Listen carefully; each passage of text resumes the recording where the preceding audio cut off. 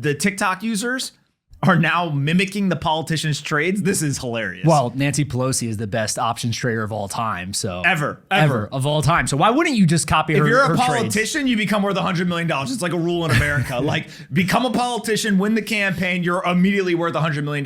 Why? Because you just happen to become good at trading. No one really knows what happens. Look at these you know, quotes, dude. whale alert. The queen of investing. All right, so here's what's going on. Young investors have started to trade by watching the financial disclosures of sitting members of Congress for stock tips. A law called the Stock Act requires lawmakers to disclose stock trades and those of their spouses within 45 days. Why is it 45 days?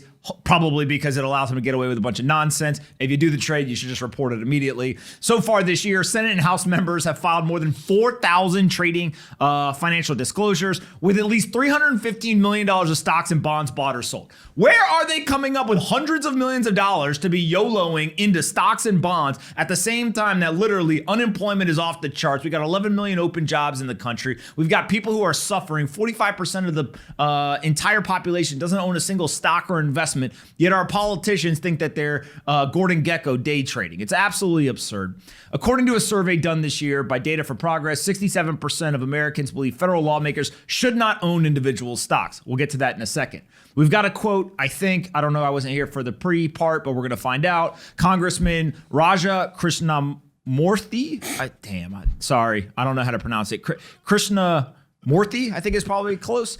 As I understand it, one of the perks of being a member of Congress, especially from the late 1800s on, was to be able to trade on insider information. That was a perk of being in Congress, and it has to come to an end. That can't be a real quote. It is. That's not a real quote. He proposed a bill that they shouldn't be allowed to trade stocks and bonds. I mean, you have a sitting congressman who just said one of the perks of being a member of Congress was to be able to trade on insider information.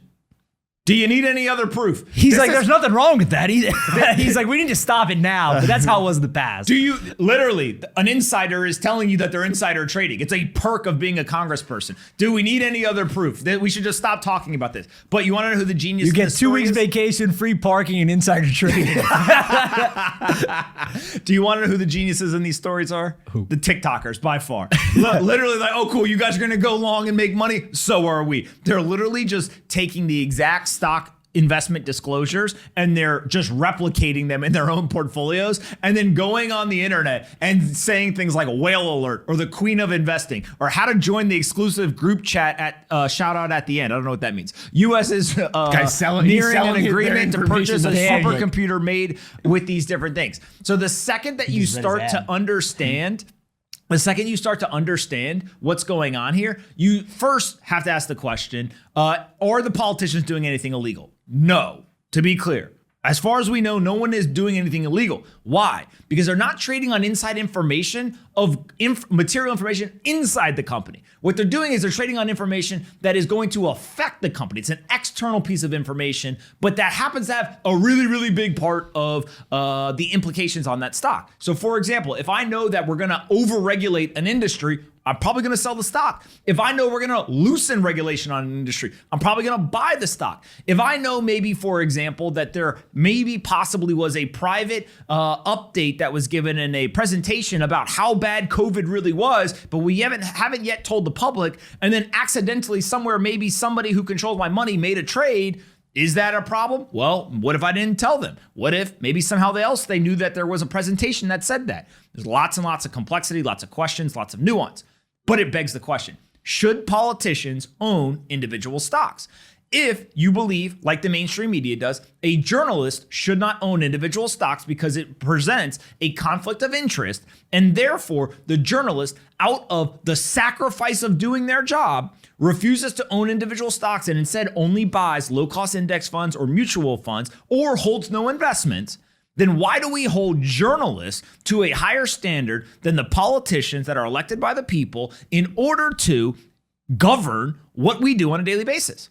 We literally hold journalists to a higher standard on conflict of interest than we do the politicians. Maybe we should hold the politicians to just the same level of scrutiny and rules that we hold journalists to. Now, on top of that, what becomes even more interesting is why is it that not only are you allowed to hold stock in a certain company, but on top of that, that company can actually back your campaign and then you can regulate that industry. So let's say, for example, I'll just pick on a company that seems to be doing well, Pfizer in the healthcare space. Pfizer could donate to my campaign. I then could use their capital along with other donors, go win an elected seat, and then turn around and I could be the healthcare regulator. I could have a hand in crafting legislation that affects that business, the executives, or that industry. Do you think I'm going to be overly, really worried about being aggressive? Do you think I'm going to be unbiased? No, they literally paid to put me in this position. So here's what I think we should do. 1, politicians, if you become a politician, you can't have any investments. Why? Because we don't want you to get rich. We actually should just pay you enough money where holding investments isn't going to matter. Just pay them $5 million each a year. Literally, just go pay them cash and say you can't hold any investments, you can't have any jobs, can't write any books, can't do any of this nonsense while you're in office. We'll just give you a big paycheck, and then we don't have to worry about you wanting to get rich anywhere else. You're already greedy, and you're going to get a big paycheck, and then you're not going to have any conflict of interest. The second thing is, if you have a large percentage of your campaign that is contributed from a certain industry, you should not be able to influence or regulate or legislate that industry while you are in office. It's not that hard. If the banks put you in office, you shouldn't be allowed to come up with banking legislation. If the pharma industry puts you in office, you shouldn't be able to come up with pharma legislation. Just allow for the most unbiased environment possible. Put the rules in place. Tell these people who are buying and selling hundreds of millions of dollars of stocks and bonds, knock it off, get back to governing, and maybe we get a couple more things done in Washington rather than them worried about how big their day trading portfolios are. Hey guys, bang bang. Thanks so much for watching the Best Business Show today. And don't forget to check out our partner, SoFi. They make all this possible. They're a super app that lets you save, spend, borrow, earn, and invest all from one single platform. And if you go there today and you sign up for a SoFi Invest account, you can get between $5 and $1,000 for free from SoFi. Not everyone's obviously going to get $1,000, but everyone gets something.